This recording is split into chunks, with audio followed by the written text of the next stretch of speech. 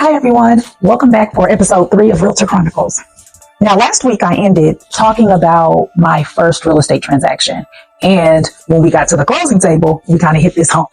So let's tap into that a little more. As my clients were signing the paperwork, this was a husband-wife couple, we got to the portion where we were discussing, I believe it's called the APR. That is where it basically itemizes the total amount of money that you will have paid for your home during that 30-year term with your principal, interest, all that included. So wife was fine, but husband saw that and he completely froze. Now, again, this is my first transaction. Didn't really know what to expect, but I didn't expect that. Husband was like, hold on. I need some time here to think about this. Let's pause for a second. I don't know if I can proceed. Literally his words. Closing was held up for about an hour. He really needed to take some time to process these numbers. Now they were paying about $130,000 for the home. Remember, this was almost 18 years ago. That's how long I've been licensed. And the total amount that they would have paid over the 30-year time frame was between $300,000 and $400,000. I remember it being $3, blah, blah, blah, blah, something like to that extent. And when he heard that number, he was just like, oh my gosh, like over $300,000. Like the number was so astronomical in his mind. And I totally understand that. And he asked him and his wife to step out of the room, basically. So they stepped out for a second, came back in. Again, the lender was my company that held my loan officer license. I wasn't the loan officer on this file. I was just the realtor. So we did have someone from the company there, and they were also there to, be of support, answer more questions to him. And ultimately, he was fine proceeding. The determination was, this is the cost of lending.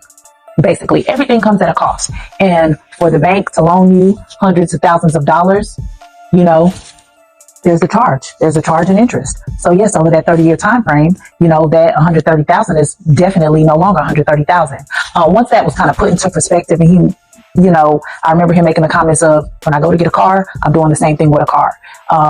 He just had to,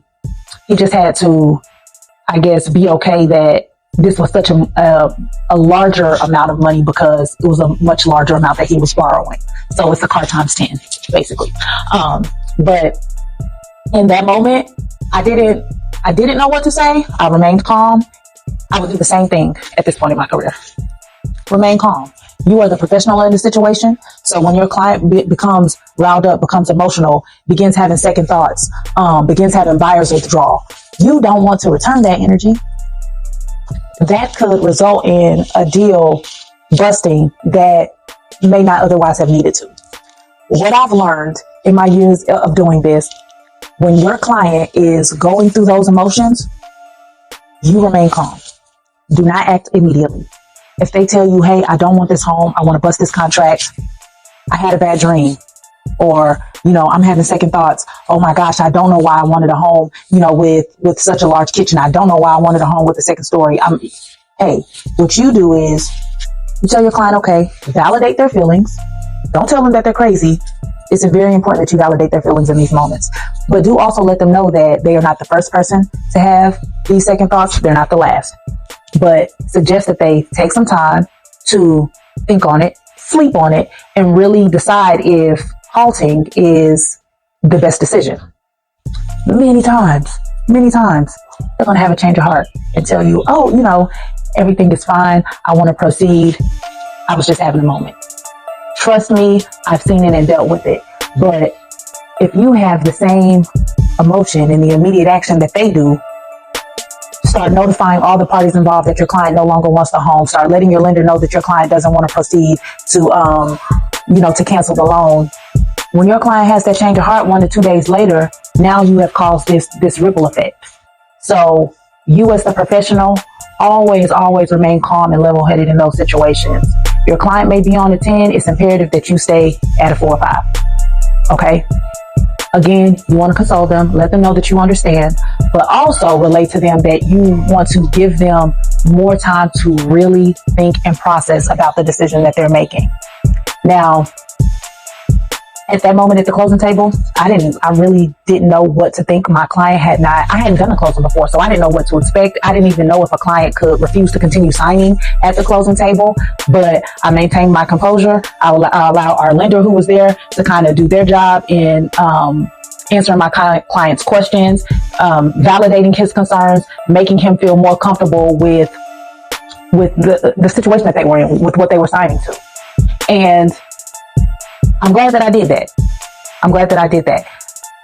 Had I taken the same stance that he had, who knows, like, oh my gosh, that is a lot of money, or I don't think I could do that either, we could have had an entirely different outcome. So that is my recommendation to you as new agents. It's episode number 3. Keep your composure. Be professional, and let your clients know that it's okay to have feelings of doubt. It is okay to have buyer's remorse. It's totally okay. But try to guide them through that process and guide them through those feelings. Okay, guys, that's it. I'll see y'all next week.